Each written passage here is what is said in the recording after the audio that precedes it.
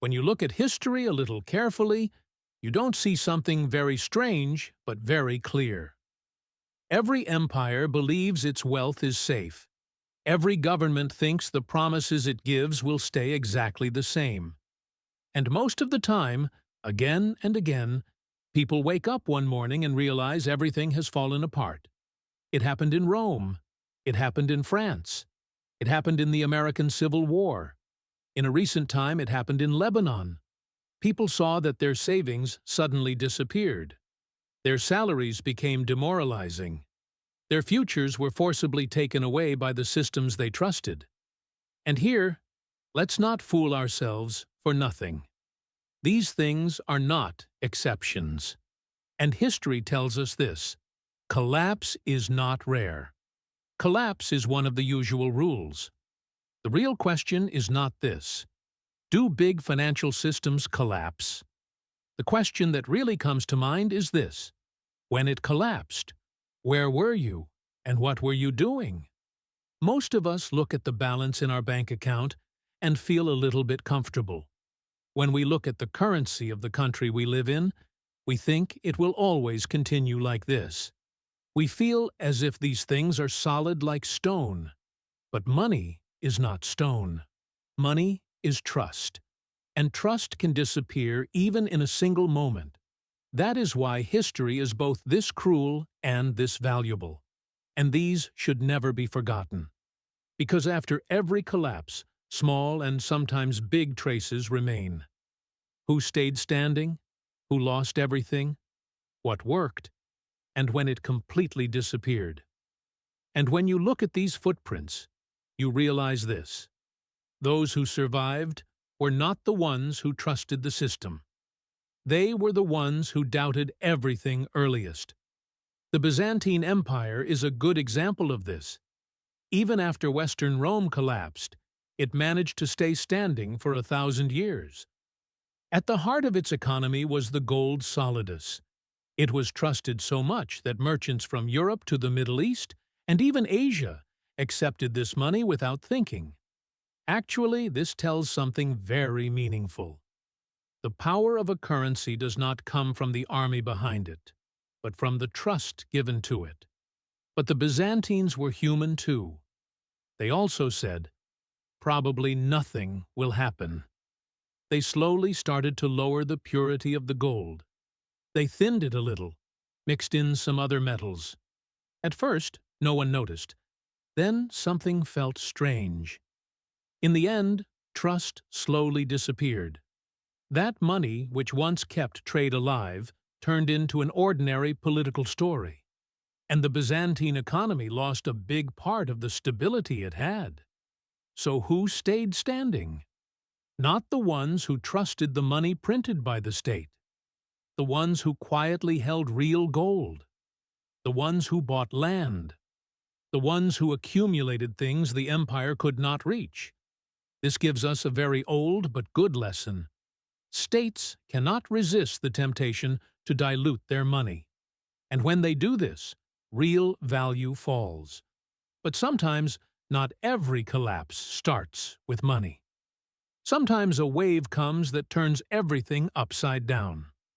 Like the Black Death in the century. Nearly half of the population of Europe disappeared. The big cities became silent. Villages disappeared one by one. Trade suddenly stopped at a moment nobody expected. But the interesting thing is this: for smart people who survived, everything was not completely dark.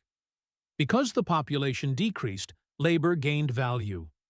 Those who could work were able to ask for higher wages. Land and houses became abundant compared to the number of people. Those who had money, those who had goods, and even those who only had the power to work suddenly became advantaged. Land that was once impossible to buy was sold for the value of a loaf of bread. If this sounds familiar to you, don't be surprised. Because we saw the same thing during COVID. Supply chains were broken. Governments printed trillions. Those who had liquidity bought assets. Those living on salaries tried to survive. Pandemics always redistribute wealth. This is an uncomfortable truth, but throughout history, all pandemic periods were always like this. And then there is the issue of banks. In Renaissance Florence, everyone thought big banks would never collapse. Families like Bardi and Peruzzi were lending money to kings. But when the King of England stopped paying his debt, everything slowly collapsed. Banks collapsed deeply. Depositors lost a big part of their money. Trade almost completely stopped. The lesson learned that day is still valid today. There is no such thing as too big to fail. In 2008, Lehman Brothers collapsed. In 2019, Lebanese banks locked their doors. In 2023, banks in the United States collapsed within a few days. The money in your bank may not be as safe as you think. The same thing happened in the American Civil War. Both the North and the South printed money. But the more they printed, the value of that money always fell. In the end, Confederate money had no meaning. People carried sacks of money in their hands and could not buy bread. Once again, those who stayed standing were not the ones who trusted paper, but the ones who held real things: food, land, gold.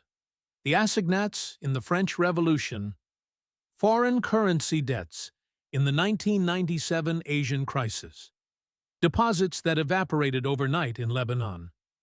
If you noticed, the story never changes. And the most frightening part is this. This did not stay only in the past. It is happening right now. But history also shows us this. Collapse is not only destruction. For those who are prepared, it is a big opportunity. After the Black Death, poor peasants became landowners. After 2008, those with cash bought houses. And it is not only money. Mind and skill also save.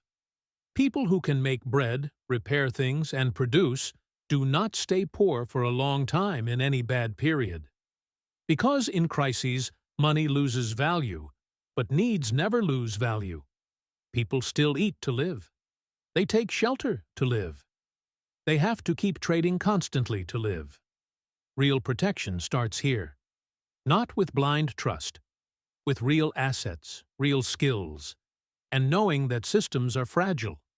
History whispers this into our ears. Every crisis is a restart, from the unprepared to the prepared.